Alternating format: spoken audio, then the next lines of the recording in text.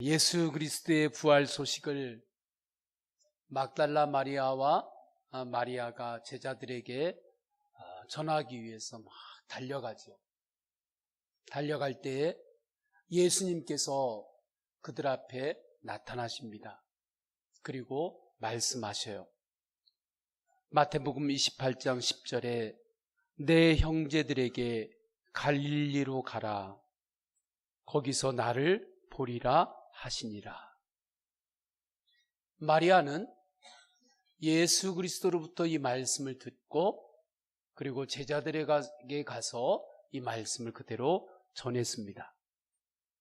제자들은 예수님이 부활하셨다고 하는 소식을 듣고 그리고 부활하신 예수님이 갈릴리에서 나와 다시 만나자 라고 하는 말씀을 들었을 때 믿는 사람도 있었지만 그것을 의심하는 사람들도 있었습니다. 그렇지만 그들은 움직였어요. 마음 한구석에 예수 그리스도의 말씀을 의심하는 그 의심이 있었음에도 불구하고 그들은 행동을 했습니다. 그녀들의 부활 증언을 들으면서 예수님께서 예언하신 십자가와 부활의 말씀들이 생각났기 때문입니다. 제자들은 예수님께서 내가 부활할 것이다, 그렇게 예언하셨던 그 말씀을 이전에는 한 귀로 듣고 한 귀로 흘렸습니다. 그런데 그 말씀이 실제가 된 거예요. 예수님께서 죽음에서 다시 사셨습니다. 그 부활하신 예수 그리스도의 말씀을 들으면서 영적 지진을 경험했을 거예요. 영혼에서 영적 진동을 느꼈을 것입니다. 아, 그때 하셨던 말씀이 사실이었구나, 진리였구나. 제자들은 낙심의 자리, 실망의 자리에서 일어났습니다. 왜냐하면 제자들이 예수 그리스도를 따를 때 예수 그리스도는 그들의 랍비와 같았거든요. 선생님으로 알고 따랐고 예수님이 자기들이 원하는 그 이상 국가를 다윗 왕도처럼 그렇게 세우실 것으로 제자들은 기대했습니다. 그러니까 자기 기준 안에서 시나리오를 썼던 거예요. 자신들의 미래에 대한, 앞으로 5년 후에 어떻게 되고 10년 후에 어떻게 되고 15년 후에는 어떻게 될 것이다. 그렇게 제자들이 자기 나름대로의 아름다운 시나리오를 다 썼었는데 그 모든 것들이 예수님께서 십자가에서 초라하게 죽어가는 모습을 보면서 다 깨졌던 거죠. 그래서 그들은 낙심했고 실망의 자리에 주저앉았습니다. 그런데 예수 그리스도의 부활의 소식은 제자들에게 놀라운 소망이 되었습니다. 예수님께서 다시 사셨다, 부활하셨다, 이 말씀을 제자들이 들을 때에 갑자기 위로부터 힘이 공급이 되어짐을 느꼈습니다. 그 힘은 내 안에서부터 나오는 것이 아니었습니다. 밖에서 나에게 들어오는 힘, 위에서부터 나에게 공급되어지는 하늘의 힘이었어요. 힘 중에는 내가 의지로 결단하면서 내 안에 있는 것을 끌어내는 힘이 있지만 그것하고 전혀 다른 하늘로부터 공급되어지는 그 하늘의 힘이 있습니다. 그것이 은혜이죠. 저는 우리 성도님들이 이 은혜에 하늘로부터 부어지는 그 하늘의 능력과 힘으로 사시기를 주님의 이름으로 축원합니다. 그 힘으로 제자들은 일어섰고 다시 예수님께서 지시하신 땅, 지시하신 곳으로 갔어요. 그곳이 갈릴리입니다. 제자들은 예수님께서 갈릴리로 가라, 그곳에서 나와 만나자 하실 때에 구체적인 장소까지 제자들은 알았던 거예요. 그래서 16절에 이렇게 말씀합니다. 11 제자가 갈릴리에 가서 예수께서 지시하신 산에 이르러. 왜 12제자가 아니라 11제자였느냐면 가룟 유다가 지금 빠졌죠. 그래서 11제자가 되었고 그들은 갈릴리로 이동을 했던 겁니다. 그곳에서 부활하신 예수님을 만납니다. 부활하신 예수님을 만나자 제자들은 예수 그리스도께 경배해요. 지금까지 혼란스러웠던 제자들의 입장이 정리가 되는 순간입니다. 예수님은 예언의 말씀대로 부활하신 삼위일체 하나님이자 구원자임을 확증하는 순간이었어요. 저는 우리 성도님들이 주님 앞에 예배할 때, 세상을 살아갈 때도 이것이 나를 구원할 것 같고, 이것도 나를 구원할 것 같고, 이것도 나를 구원해 줄 것 같고, 여러 가지 힘들이 나를 구원해 줄 것 같은 그러한 경우의 수들이 많다고 생각하면서 살아가는 우리 성도님들의 삶이 있었다면, 주님 앞에 예배할 때 나를 구원하고 우리의 가정과 가문을 구원하고 우리의 영혼을 영생 가운데 구원하실 분은 오직 예수님 한 분임을 이 시간에 확증하시기를 주님의 이름으로 축원합니다. 그 은혜로 우리가 살아갈 때 오늘 본문을 보면 한 가지 질문이 생겨요.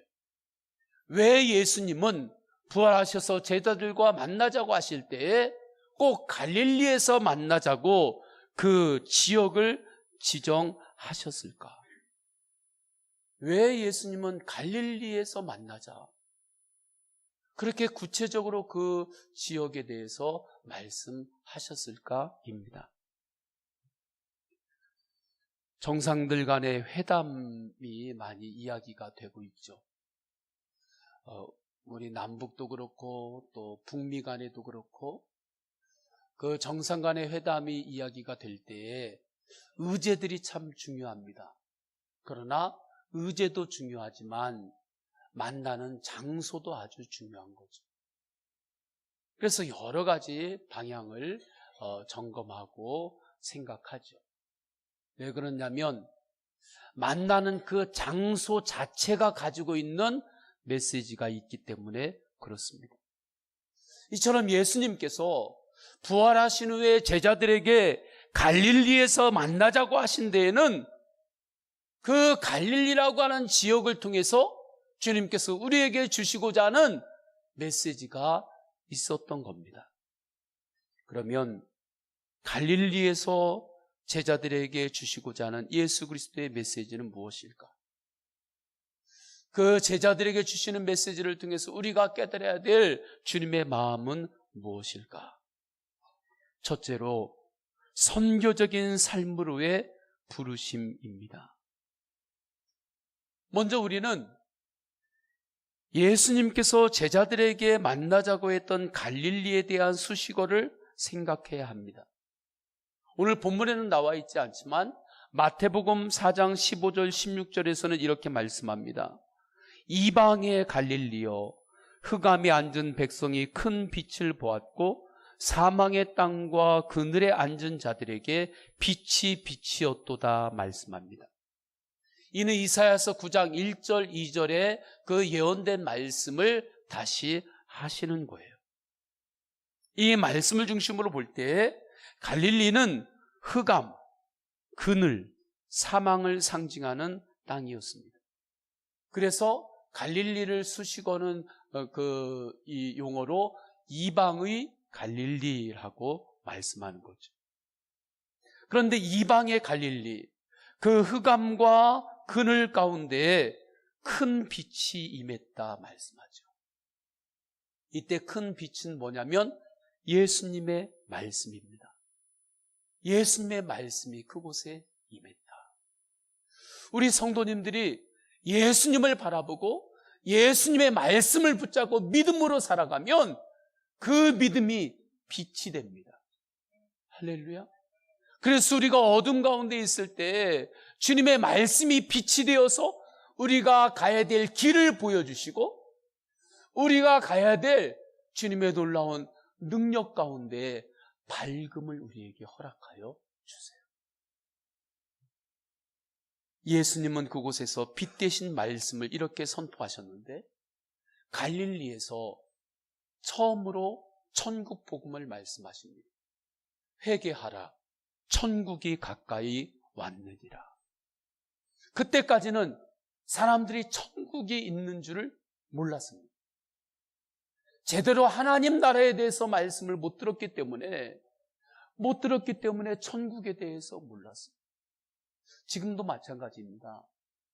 하나님의 말씀을 통해서 천국에 대해서 한 번도 듣지 못한 사람들은 천국이 정말 있는지 모르면서 살아요. 그러나 갈릴리에서 그 영적인 어둠 가운데 있는 이들에게 큰 빛으로 오신 예수님께서 천국이 있다, 하나님의 나라가 가까이 왔다, 그 하나님의 나라 그 문을 열려면 회개해야 하는데 회개해라, 그렇게 말씀을 전하기 시작했어요. 그리고 그곳에서 하나님 나라 확장을 위해서 함께 꿈을 가지고 살아갈 믿음의 사람들을 부르셨는데 그들이 제자들이죠. 그 부르심에 대한 말씀이 마태복음 4장 18절 19절에 나옵니다. 갈릴리 해변에서 다니시다가 두 형제 곧 베드로라 하는 시몬과 그의 형제 안드레가 바다에 그물 던지는 것을 보시니 그들은 어부라. 말씀하시되 나를 따라오라. 내가 너희를 사람을 낚는 어부가 되게 하리라. 갈릴리 해변에서, 갈릴리에서 예수님께서 제자들을 부르셨어요. 제자들은 그곳에서 이렇게 살아가고 있었습니다. 그물을 던졌죠. 그리고 그들의 꿈은 무엇이었느냐? 그물을 던져서 그 그물에 고기를 한 마리라도 더 많이 잡는 것. 그것이 그들의 꿈이었고 그들의 삶이었습니다. 물론 이것도 아주 중요합니다. 소중해요. 저는 우리 성도님들이 그물을 던질 때 그물에 고기를 이렇게 잘 잡는 그러한 그 은혜도 있기를 축복합니다. 그런데 주님께서 말씀하시는 거예요. 그 꿈만 가지고 살지 말아라. 매일 그물을 던져서 고기 몇 마리를 더 잡고자 하는 그것도 소중하지만 그것만이 인간의 인생이 아니다. 그러면서 주님께서 제자들에게 말씀하시죠. 나를 따르라. 내가 너를 사람을 낚는 어부가 되게 하리라. 영적인 꿈을 말씀하신 거예요. 영적인 소원, 영적인 비전에 대해서 말씀하신 거죠. 그때 제자들에게 믿음의 눈이 열렸습니다. 영안이 열렸어요. 저는 우리 성도님들이 하나님을 바라보며 믿음으로 살 때 꿈 중에 영적인 꿈도 갖기를 축원합니다. 영적인 소원도 있기를 축원합니다. 내가 하나님의 뜻대로 하나님의 영광을 위해서 살아야 되겠다. 제자들이 그 말씀을 어느 곳에서 받았느냐? 갈릴리에서 받았던 거예요. 우리 교회 제자 훈련 중에 예수님의 사람이라고 하는 12주간 진행되는 과정이 있습니다. 그 과정이 시작이 되면 첫 시간에는 예수님의 사람은 어떤 사람인가, 예수님의 제자는 어떤 사람인가, 세 가지를 먼저 이야기를 해요. 예수님의 사람은 첫 번째, 예수님과 동행하는 사람. 두 번째, 영적 전쟁에 눈이 열린 사람. 세 번째, 복음 전도가 삶의 목적이 된 사람. 이 사람이 바로 예수님의 제자입니다. 그러니까 갈릴리에서 베드로와 다른 제자들이 예수님의 제자가 된 거예요. 예수님의 제자가 되었다고 하는 것은 그들이 이제는 내가 영혼을 구원하고 하나님 나라를 확장하는데 내가 살아가겠습니다. 그 목적으로 한번 살아보겠습니다 하는 그러한 결단이 있었던 장소였죠. 예수님을 만남으로 그들의 삶이 변화가 된 겁니다. 어떠한 곳이든 예수님이 그곳에 임재하면, 예수님을 만나면 그곳에는 놀라운 영적 반전이 일어납니다. 생명의 역사가 일어나요. 저쪽 흥업 쪽에 가면 이렇게 과일 질수들이 이렇게 있죠. 얼마 전에 갔는데 그곳에 이제 거름을 이렇게 주워가지고 그 근처에 이렇게 갔을 때 그 거름 냄새가 아주 주변에 가득했습니다. 거름 냄새는 어찌됐건 약간 썩은 냄새가 이렇게 나는 거죠. 그런데 놀라운 것은 그 거름이 땅에서 썩고 나무의 뿌리를 통과하면 그 냄새나는 거름이 맛있는 열매가 된다는 겁니다.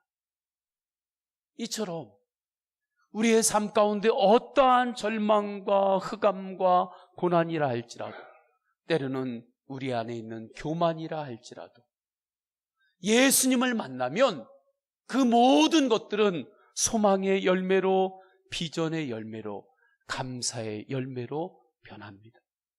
성령의 열매로 변해요. 아픔이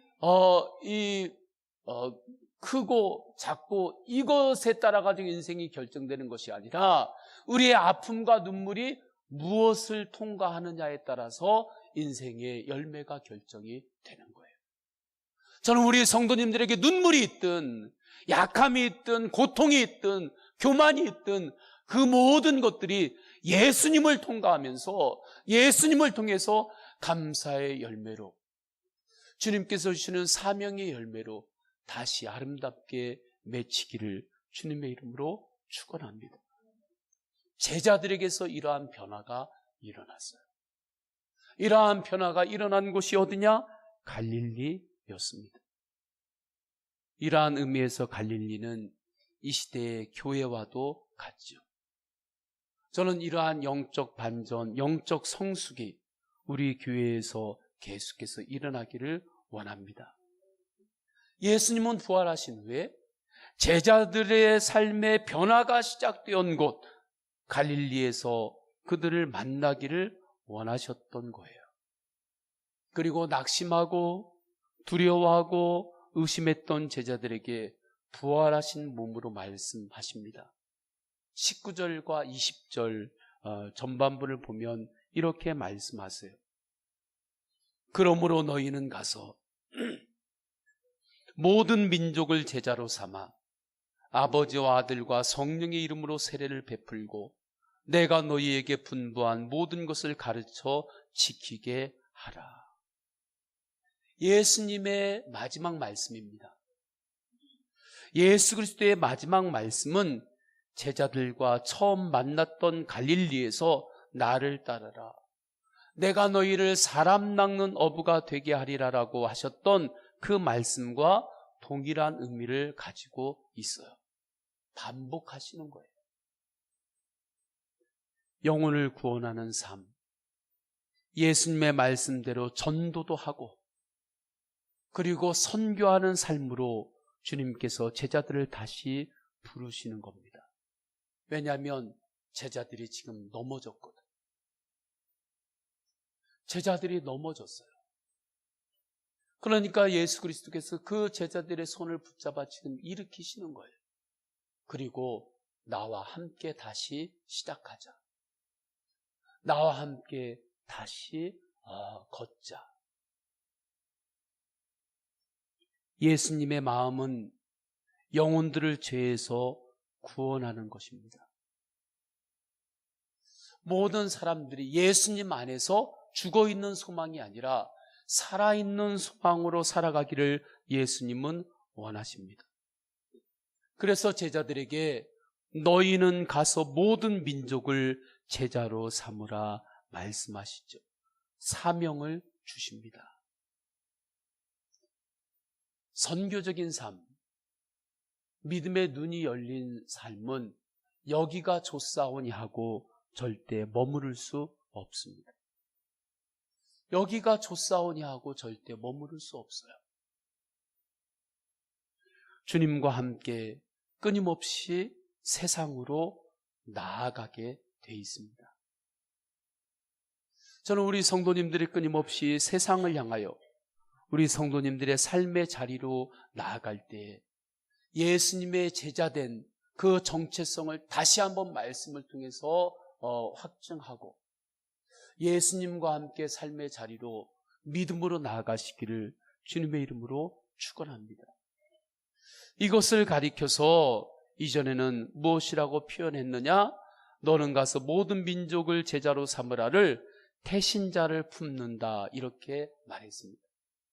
지금은 우리 교회에서 전도 대상자 VIP를 품는다고 말하죠. 예수 그리스도의 그 말씀에, 이 말씀에 순종하는 마음으로 우리 성도님들이 삶의 자리에서 전도 대상자를 마음에 품어보시기를 바랍니다. 그럼 우리가 전도 대상자 VIP를 마음에 품는다는 것이 무슨 뜻입니까?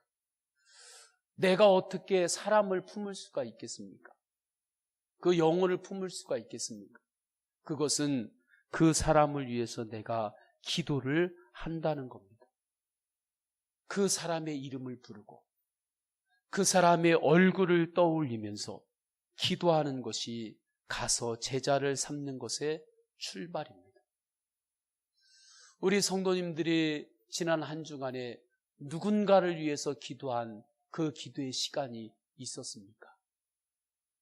물론 나를 위해서 기도하는 시간도 있었겠지만 그거 말고 내 자신을 위한 기도 말고 누군가 다른 사람을 위해서 기도의 입을 열어 하나님 앞에 그를 생각하고 기도했던 시간이 있으셨습니까? 저는 우리 성도님들이 누군가 다른 사람을 위해서 다른 사람의 인생을 마음에 한번 품어보고 그를 위해서 기도하는 주님의 제자된 모습으로 살아가시기를 축원합니다.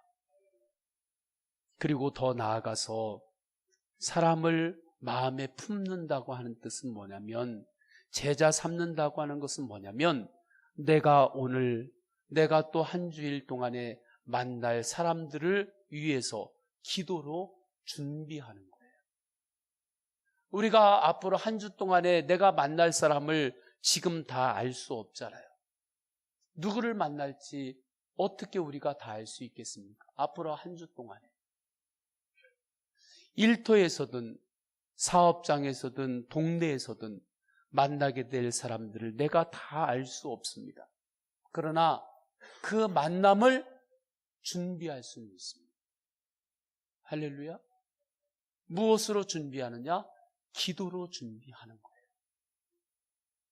식당을 경영하시는 분들도 우리가 음식을 먹으러 갔을 때 그때 음식을 내어주는 그 시간에만 일하는 것 같지만 그렇지 않죠. 그 음식을 내어주기 전에 그것을 준비하는 시간이 있는 거예요. 그 준비하는 시간을 잘 준비했을 때 그때 음식을 잘 낼 수 있는 건 아닙니까? 시험을 보는 학생들도 단순히 시험장에 들어가가지고 50분 그 시험 보는 시간만 가서 해결하고 나오면 얼마나 편합니까? 그러나 그 50분을 위해서 준비하는 시간이 있는 거예요. 그 준비를 잘 한 사람이 그 시험 시간에 들어갔을 때 그 시험을 잘 치를 수가 있는 거죠. 한 주 동안에 우리가 만날 사람들이 있습니다. 만남들이 있습니다. 그 만남을 우리는 준비해야 돼요. 할렐루야. 그럼 준비를 무엇으로 우리는 준비하는 겁니까? 기도로 준비하는 겁니다. 예수님, 오늘도 또 월요일, 화요일 이제 살아가는 이번 한 주간도 여러 가지의 만남이 나에게 있을 터인데 그 만남이 있을 때마다 하나님, 내가 입을 열어서 지혜롭게 말할 수 있도록 주님 저에게 지혜를 허락하여 주옵소서. 또 주님께서 만나는 그들에게 그들을 축복해주고 그들에게 평안을 빌어주고 또 전도할 기회를 주실 때 그 기회를 제가 잘 알고 전도할 수 있도록 인도하여 주옵소서. 제가 지난주에는 연회 전에 속초에 외국에서 오신 목사님 제가 안내하면서 속초에 가서 식사를 할 그 때가 있었습니다. 음식을 시켰어요. 해물탕을 먹고 싶다고 해서 해물탕을 시켰습니다. 해물탕을 시키니까 오셔서 준비해 주시는 분이 그 꽃게하고 이런 것들을 이렇게 잘라주시잖아요. 그러니까 잘라주시니까 제 그 테이블에 그분이 머무는 시간이 좀 있었어요. 그때 제 마음에 예수님을 전할 때다. 그 기회를 주시는구나. 그러한 생각을 저는 하게 됐고, 그래서 맛있게 보이네요. 그랬더니 그분이 정말 드실 때도 맛있어야 되는데요. 그렇게 이야기해요. 참 맛있게 보입니다 하면서 혹시 교회는 다니십니까?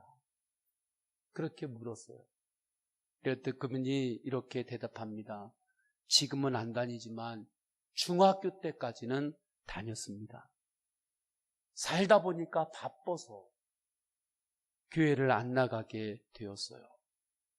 제가 지역이 원주였다면 우리 서원교회 전도지를 주고 초청을 했을 텐데 속초라 제가 이렇게 이야기를 했습니다. 그러시군요. 하나님이 기다리시겠네요. 그랬어요. 하나님이 기다리시겠네요. 하나님이 기다리시는데 바쁘시더라도 가까운 교회에 꼭 다시 나가세요. 혹시 너무 바쁘셔서 교회에 못 나가시나요? 제가 그렇게 질문을 했더니 아니요. 꼭 그런 것만은 아니에요. 그러니까 바빠서 못 나갈 때도 있지만 꼭 그런 것만은 아니라는 거예요. 저도 교회에 다시 나가고 싶어요. 그러면서 그분이 제가 볼 때 한 나이가 60 전후로 이렇게 되어 보이셨는데 저도 중학교 때까지는 교회 나갔어요. 교회 나가고 싶어요. 중학교 때까지 교회 나갔으면 교회 나간 지가 지금 몇 년 전이에요. 한 40여 년은 지난 거죠. 40여 년 전에 그 중학교 때까지 나갔던 교회에 대한 그리움이 있었던 거예요. 그 하나님의 자녀가 하나님 아버지께 다시 나아가고는 싶은데 어떻게 하다 보니까 교회를 못 나가게 되고 그것이 40년이 지나서 제가 복음을 전하고 교회 나가시라고 했더니 저도 지금 나가고 싶어요 하는 그분에게서 고향을 그리워하는 그러한 표정을 볼 수가 있었습니다. 우리가 주님을 바라보면서 예수님을 전하려고 나아갈 때 주님께서는 전할 수 있는 기회를 주세요. 그 때를 주세요. 저는 우리 성도님들이 그 기회를 주실 때마다 입술을 열어서 예수님을 전하기를 축원합니다. 예수님을 전하는 것이 가장 큰 선물이에요. 그분을 향한 최고의 축복이에요. 부활하신 예수님께서 갈릴리에서 만나자시고 그 제자들을 갈릴리에서 만나자고 하신 이유는 뭐냐면 예수님을 전하는 그 선교적인 삶을 살라고 그 메시지를 임팩트 있게 전해주시기 위해서 갈릴리에서 만나자. 그렇게 주님이 말씀하신 거죠. 전도는 무엇입니까? 여러분의 삶의 자리에서 예수님을 드러내는 삶을 사는 거예요. 할렐루야. 저는 우리 성도님들 살아가는 그 삶의 자리에서 우리 성도님들 안에 있는 소망이 드러나기를 주님의 이름으로 축원합니다.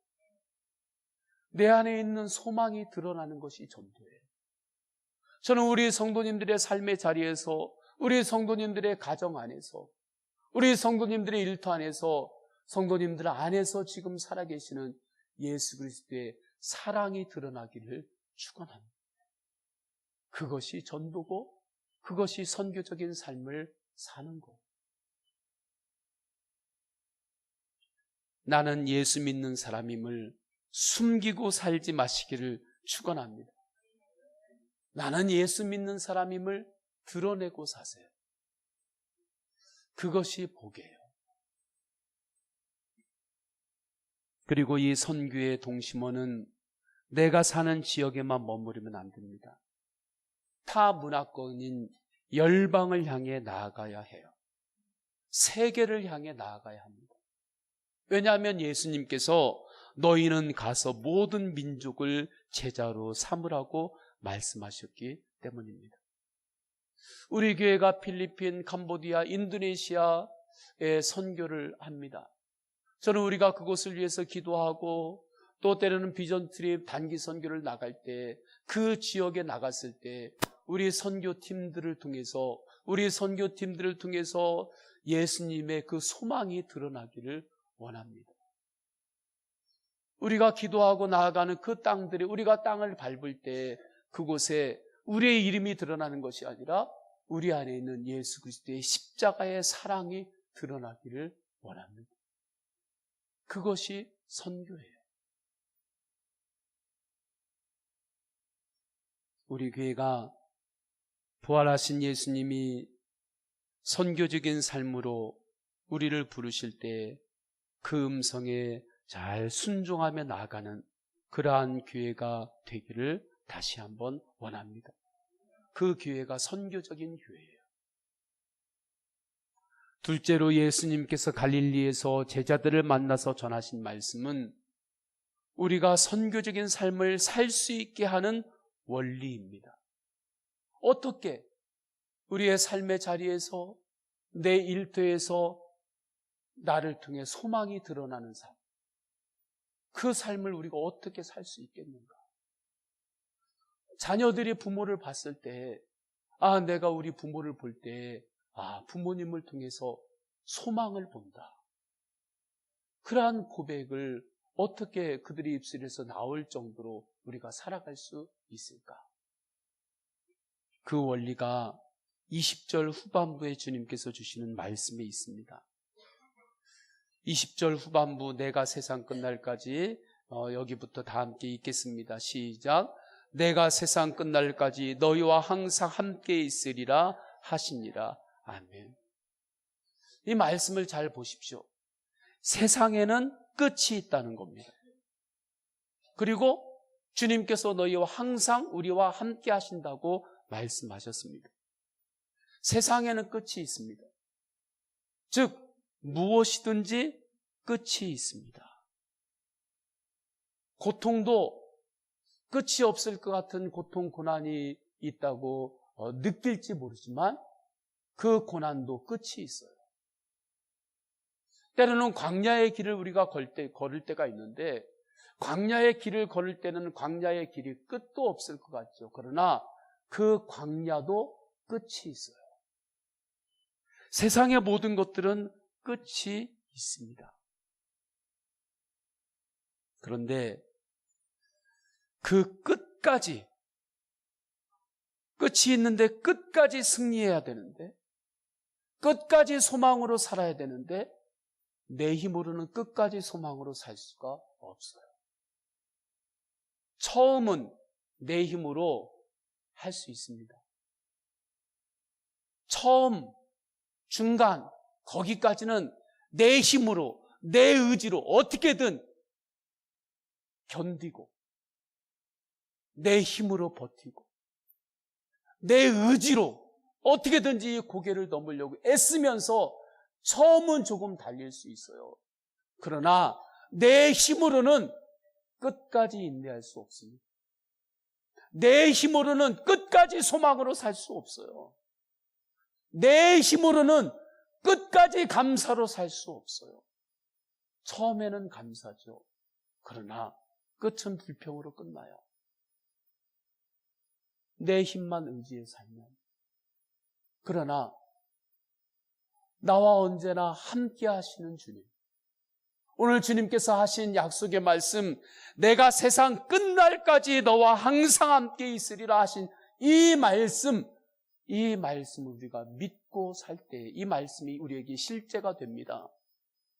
그래서 우리는 끝까지 소망으로 살 수 있어요. 할렐루야. 주님이 나와 끝까지 함께 하시고, 끝까지 나를 격려하시고, 끝까지 내 손을 잡아 인도하시기 때문입니다.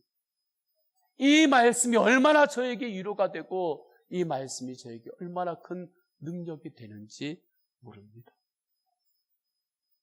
저는 우리 성도님들이 끝까지 승리하는 삶, 끝까지 소망으로 사는 삶으로 언제나 살아가시기를 축원합니다. 그것이 신앙생활이에요. 할렐루야.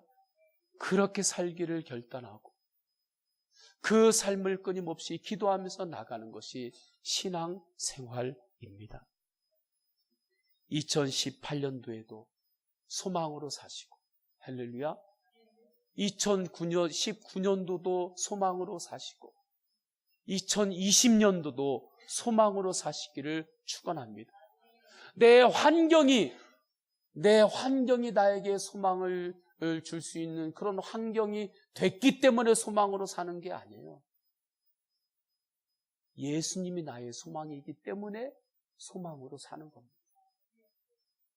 그분이 나와 항상 함께 하시기, 그분이 내 가정과 가문과 항상 함께 하시기, 그분이 나의 자녀와 항상 함께 하시기, 그러하기에 우리는 소망으로 살 수 있는 거예요. 이미 예수님은 우리에게 약속하셨습니다. 내가 세상 끝까지 너와 함께 하겠다.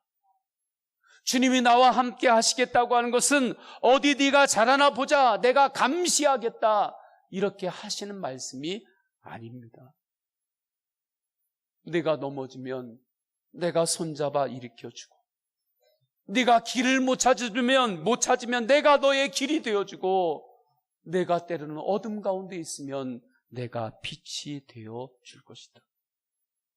내가 약할 때 내가 너의 강함 되어서 너를 붙들고 함께 가겠다고 하는 은혜 안에서의 약속인 겁니다. 부활하신 예수님께서 갈릴리에서 만나자고 하신 뜻에는 이러한 거룩한 속 깊은 의도가 있는 것입니다. 예수님을 드러내는 삶을 사시기를 축원합니다. 예수님을 드러내는 것은 언제나 예수님 안에서 소망으로 사는 겁니다. 할렐루야. 언제나 예수님 안에서 감사를 찾고 감사를 고백하며 사는 겁니다. 이것이 예수님을 드러내는 삶이에요. 그런데 이 삶을 내 힘으로는 끝까지 살 수 없습니다. 처음에는 조금 살 수 있습니다. 그러나 끝까지 못 가요. 그러나 나와 함께 하시는 예수님을 바라보고 예수님과 함께 가면 우리는 끝까지 믿음으로 살 수 있습니다. 끝까지 소망으로 살 수 있어요. 이 말씀을 붙잡으세요. 내가 세상 끝날까지 너와 항상 함께 있으리라. 그 주님은 우리가 약할 때 우리를 강하게 하시는 분이십니다. 이 시간에 우리 성도님들 가운데 어떠한 일로 인해서 지금 약해지신 분 계십니까? 우리를 강하게 하시는 예수 그리스도를 바라보시면서 이 시간에 믿음으로 찬양하시기를 바랍니다. 우리 다 함께 찬양할 때 약할 때 강함 되시는 주님, 주 나의 모든 것 되십니다. 주님 앞에 나의 모습 그대로 나왔습니다. 사람은 몰라도 주님은 지금 나의 마음을 아시는데 주님 그 마음에 위로를 주시고 힘을 주옵소서. 우리 다 함께 약할 때 강함 대신에 찬양하겠습니다.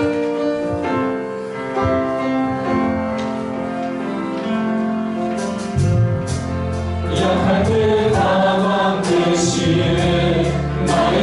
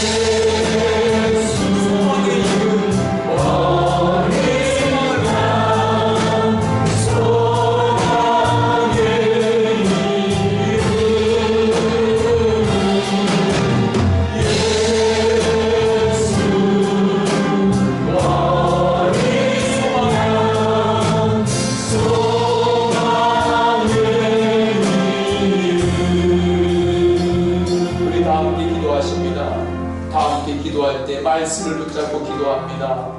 하나님, 내가 어디에 있든지 내 안에서 나를 통하여 예수님의 소망이 드러나는 삶을 살기를 원합니다. 그것이 선교적인 삶임을 믿사오니 주님 앞에 말씀을 붙잡고 기도합니다.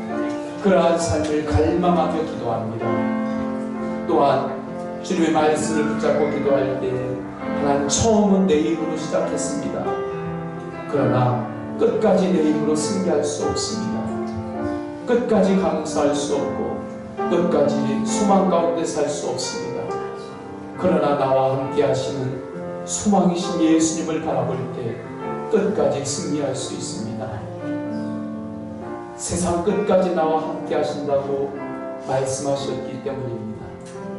그 말씀을 붙잡고 우리 하나님 아버지 앞에 다 함께 통성으로 기도하십니다.